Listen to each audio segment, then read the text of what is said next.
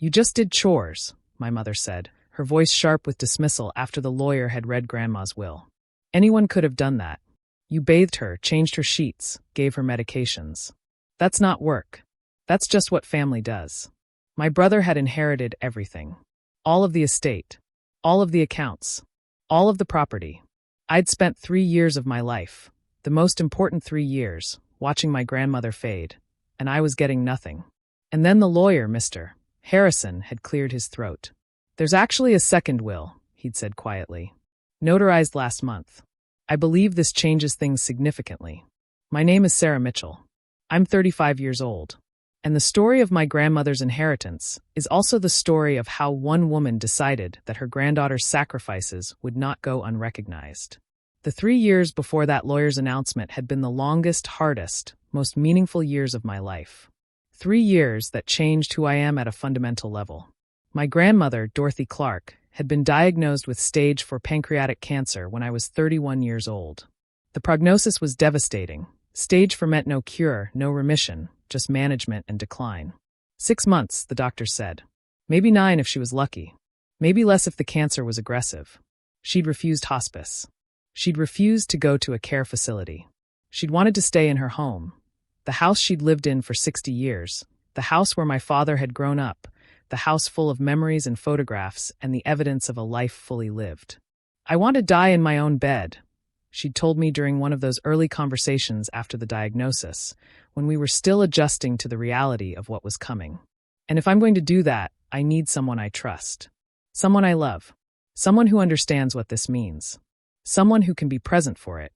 She'd looked at me directly when she'd said it. My mother had suggested hiring a professional caregiver. My brother had suggested selling the house and putting her in a facility where she'd have access to proper medical care. But my grandmother had been clear. She wanted me. So I'd quit my job. I'd left my apartment. I'd moved into my grandmother's house, and I'd become her caregiver. The first year had been about learning. Learning how to give injections. Learning how to manage medications. Learning how to keep her comfortable as the pain increased. Learning how to listen to her talk about her life, her regrets, her love for her late husband, her pride in her children and grandchildren. I'd bathed her when she couldn't bathe herself. I'd changed her sheets when she had accidents. I'd held the bucket when she vomited from chemotherapy. I'd sat with her at 3 a.m. when the pain medication wore off early and she needed someone to hold her hand and remind her that she wasn't alone. My mother had visited occasionally. She'd brought food from restaurants, eaten it, and left. She'd talked about her own life, her own problems. She'd never asked if I needed anything. She'd never relieved me for even a few hours, so I could shower or sleep without listening for her mother's call button. My brother had visited twice in 3 years. Once for a family dinner that lasted 2 hours. Once when he needed to ask about the inheritance, for planning purposes. But my grandmother had noticed. She'd noticed who was there. She'd noticed who cared enough to show up not for a visit, but for the hard, unglamorous, body and spirit-breaking work of watching someone die. The second year had been about presence. Grandma had good days and bad days. On good days, we'd sit on the porch and she'd tell me stories. Stories about meeting Grandpa during the war. Stories about raising 3 kids on a teacher's salary. Stories about the dreams she'd had and the ones she'd let go of. Stories about how proud she was of me, even when I was just sitting there listening. On bad days, I'd manage pain and nausea and the crushing fatigue that comes from a body shutting down. I'd missed my friend's wedding.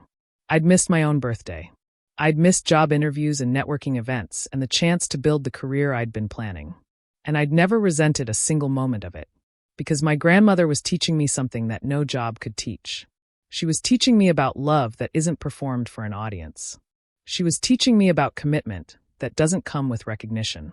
She was teaching me about presence as the highest form of respect. The second year had been sustained presence. On good days, we'd sit on the porch and she'd tell me stories about meeting Grandpa during the war, about raising 3 kids, about dreams she'd had and let go of. On bad days, which increased as months passed, I'd manage pain and nausea and the systemic failure of a body shutting down. I'd missed my friend's wedding. I'd missed job interviews. I'd never resented a moment. The third year had been the hardest. Grandma had become very frail, her mind fading. Some days she didn't recognize me. Some days she called me by other names. But even in the confusion, she'd reach for my hand. She'd known at some fundamental level that I was there, that I was the one who stayed. She'd died on a Tuesday in March. Quietly, in her sleep, my hand on her arm because I'd been sleeping in the chair next to her bed, as I'd done every single night for 3 years. When morning came and I woke to silence, true silence, the kind that happens when someone's breathing stops, I knew. The funeral had been well attended. Grandma had many friends. My mother had given a lengthy speech about what a wonderful woman Grandma had been, talking mostly about her own memories. My brother had told a funny story about something that happened 20 years ago. My aunt had cried. And then everyone had gone home, back to their lives, back to the world that didn't stop, even though mine felt like it had. The lawyer's office smelled like leather and old money. Mr. Harrison had been my grandmother's attorney for 40 years. He'd known her as a young widow, as a mother, as a grandmother. He'd guided her through her husband's will, her property decisions, her financial planning. He'd read the first will, the one my mother had known about, in a quiet, professional voice. My brother inherited the house. My brother inherited the investment accounts. My brother inherited the antique furniture and the jewelry and the china. My brother inherited everything. My mother had looked satisfied. My brother had looked relieved. And I'd felt something shatter inside me. Not because I needed the money, but because it felt like my grandmother hadn't seen what I'd done. It felt like 3 years of my life had been reduced to chores. It felt like anyone could have done it, which meant I was anyone. Which meant my sacrifice hadn't mattered. My mother had said it out loud. You just did chores. Anyone could have done that. And that's when Mr. Harrison had cleared his throat. Actually, he'd said, there's a second will. Mrs. Clark executed it 1 month before her death. It was properly notarized and witnessed. The room had gone silent. She came to my office, Mr. Harrison had continued, and she was very clear about what she wanted. She said she'd been thinking about her legacy, about what she wanted her will to say about what mattered to her. Mr. Harrison had opened a second folder. The house goes to your brother, as documented in the first will, he'd said, addressing my brother.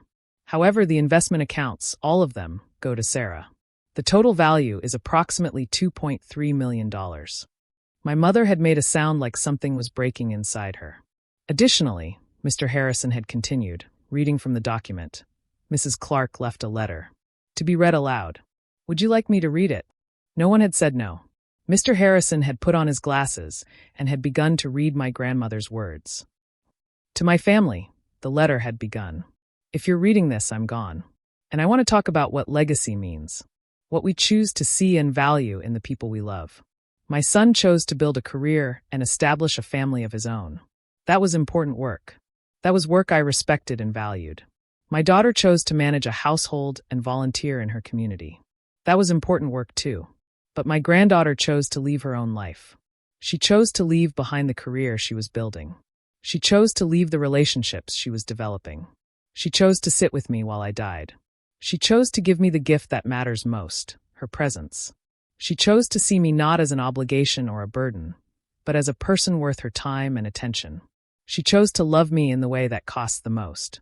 I want her to know that I saw it. I saw every night she didn't sleep because I needed her. I saw every job opportunity she didn't pursue because she was here with me. I saw every sacrifice, small and large, and I want the world to know that I recognized it. I want her to know that I valued it. This is not a small thing. This is the biggest thing. This is everything that matters.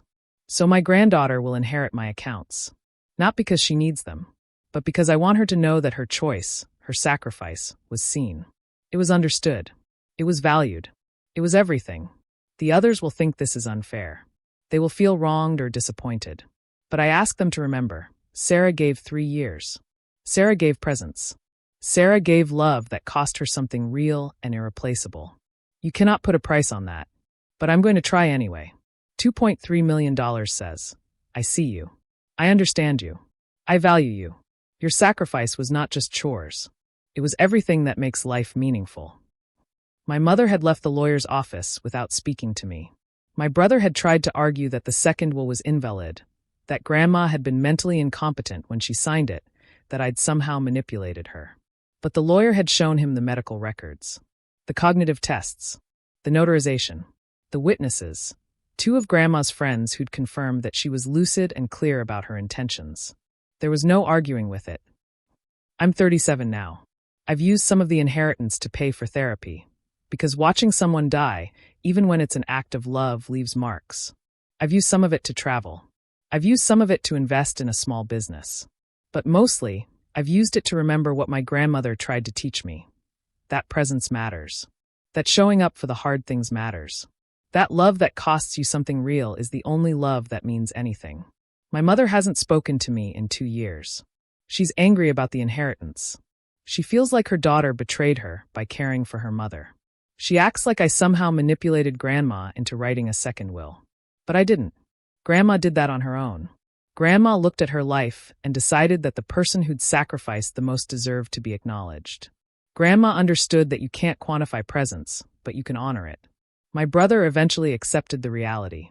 He inherited the house, and he's living in it. He seems happy. I don't think he resents me, though we don't really talk about it. But Grandma's letter changed something fundamental in me. It made me understand that the people we love are watching. They're seeing who shows up. They're seeing who sacrifices. They're seeing who stays. And sometimes, if we're lucky, they acknowledge it. Grandma did that for me. And in doing it, she gave me something far more valuable than money. She gave me confirmation that my choice had mattered. That my sacrifice had been seen. That love, real, costly, unglamorous love, is the most important thing any of us can give. She called it chores. My mother called it chores. But Grandma knew better. She knew it was everything. And she made sure everyone else would know it too. I look at the inheritance sometimes, and I don't think about the money. I think about my grandmother, in that lawyer's office 1 month before she died, making sure that the world would know. I saw my granddaughter. I saw what she sacrificed. And I'm telling everyone that it mattered. That's a legacy. Not the money. The knowledge that you were seen. That you were valued. That your sacrifice was everything. And that's something no amount of money could buy. But my grandmother tried anyway. Because she loved me. And she wanted me to know it. The inheritance sits in accounts now. Some invested, some used for living. But whenever I think about the money, I remember what Grandma wrote. You cannot put a price on that. But I'm going to try. She was acknowledging that I'd given something that transcends economics. 3 years of my life. 3 years of presence. 3 years of choosing her comfort over my own convenience. 3 years of showing up for the hard, unglamorous, body and spirit breaking work of witnessing someone's final chapter. And she wanted the world to know that she'd seen it. That she'd valued it. That it was everything. My brother eventually accepted the will. He has the house, which was significant. He seems content with that arrangement now. My mother still resents me, still acts like I manipulated Grandma. But those reactions tell me something important. People are watching how we show up for each other. And they're forming judgments based on it. Grandma formed a judgment. She decided that presence matters. That sacrifice matters.